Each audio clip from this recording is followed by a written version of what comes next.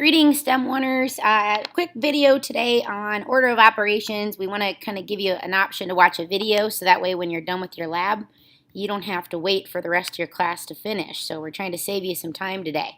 What I want you to do is go ahead and take out your notebook and copy these notes down. It's only looks like a lot, but it's really just a quick 4 or 5 sentences. All right. I'll scroll it to the top. Copy the first part, pause it, and then in just a minute I'll scroll it down. So go ahead and pause it now and jot down these first notes. All right, now that you've copied that part down, get this last section here. Go ahead and pause the video at this time and get the second half copied down. All right, so now that you've done one of these problems, or now that you've copied the notes down for how to do order of operations, it should look pretty familiar.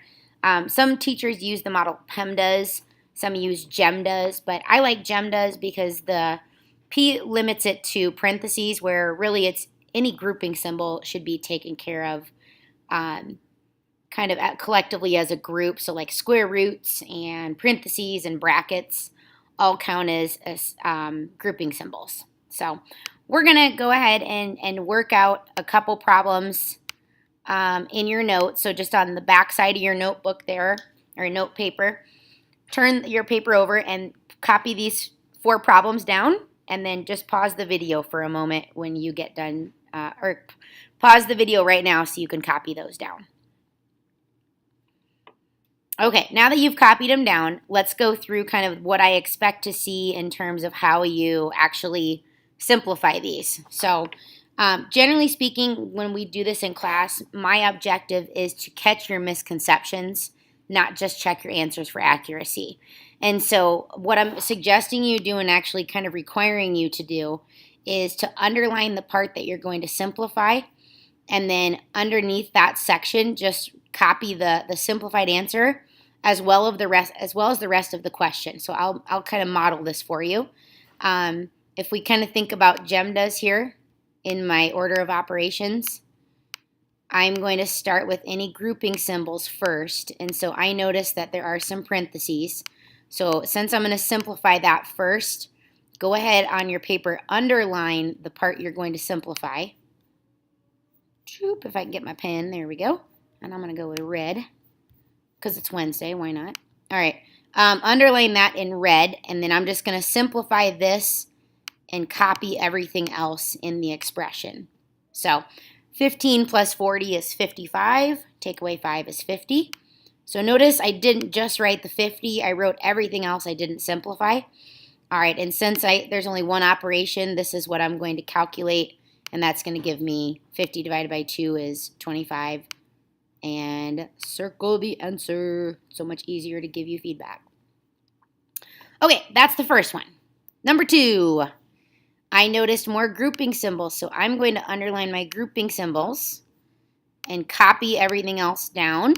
The division symbol is the only thing I didn't underline. So the first parentheses, if we add those together, we get 40. And the second parentheses, if we add those together, we get 20. So this is just a one-stepper at this point. 40 divided by 20 is 2. So pretty straightforward. I don't think you'll have a lot of trouble with this. Okay, I'm going to do one more, and then we'll do one with exponents. And when you get done watching your video, you just have to show me your note sheet, and then I'll give you the assignment, and you can start that in class today.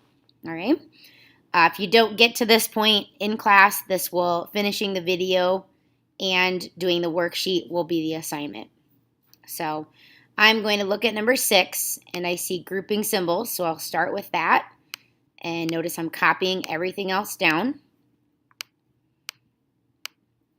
And now I can go back to the part I underlined and simplify. So 9 take away 4 is 5. All right, and a lot of people here are going to try to go left to right and add your 5 and 12 and get 17 and then divide it by 2. But if you look at your order of operations, we just handled the grouping part. There are no exponents. We need to do our multiplication and division next. So that means the 12 and the 2 have to get divided to give us 6. Then we can add in the 5 that is, even though it's written first, it doesn't occur first when we simplify. So that gives me 11.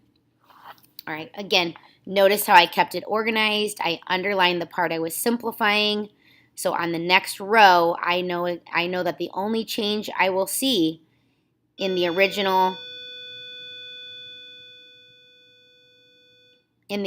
expression is what you underlined. Everything else looks identical. And that makes it really easy for me to give you feedback and to help you grow as a learner. Okay. The last one I want to do, and we'll just copy this one down, and we'll say 8 squared minus a negative 3 to the third power divided by 9. So this one's a little more complicated, but I think we can handle it. I got faith in you. All right, so I'm going to write down my order of operations, and we're just going to start looking for those operations in order, starting with grouping symbols. So the first grouping symbol has a negative 3 inside. I can't simplify negative 3 anymore, so I'm going to skip that. Okay. The next step is exponent. So I'm going to underline anything that has an exponent, and then I'm going to copy everything else down. Okay, everything else stayed the same. I'm going to even keep my color coding here. So I'll keep this red. Keep it fancy for you. All right, so keep that red. Now the green parts that I underlined are going to change, so let's evaluate those. 8 squared is 8 times 8. That is 64. Negative 3 cubed. Notice since I wrote this negative down, I wrote the subtraction down, I don't include that in my simplification. I am only worried about this part here when I simplify. So negative 3 cubed would be negative 3 times negative 3 times negative 3, which should give us a negative 27. Okay. We have consecutive negative signs, so I can turn this into a plus sign right here, minus a negative. I always adjust and simplify where I can. And now we're back to PEMDAS. So I took care of exponents. Multiplication and division are going to happen next. So since 27 and 9 are being divided, I'm going to copy everything else down, including my plus sign here. And 27 divided by 9 is 3. So we end up with 67 after we do our division followed by addition. All right, please have your note sheet ready either to show me now or if you're doing this at home. I'll need to see that for full credit in order to show me that you have watched this and understand the content. All right, thanks.